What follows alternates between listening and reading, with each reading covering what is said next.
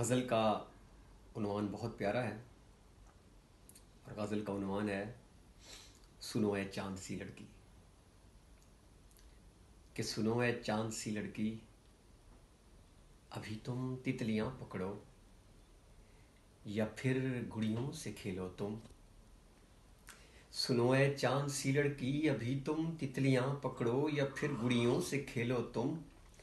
फराजो फैज़ो मोहसिन की किताबें मत अभी पढ़ना, ये सब लफ्ज़ों के साहिर हैं, तुम्हें उलझा के रख देंगे।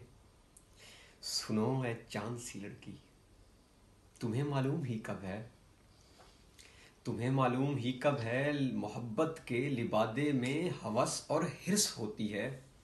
बहुत खूब।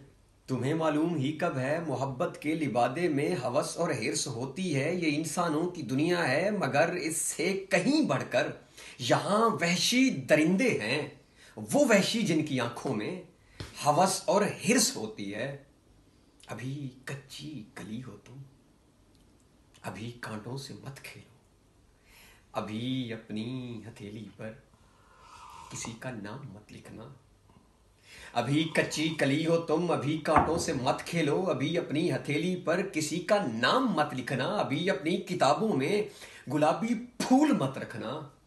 सुनो ए चांद सी लड़की, अभी तुम तितलियां पकड़ो या फिर गुड़ियों से खेलो तुम।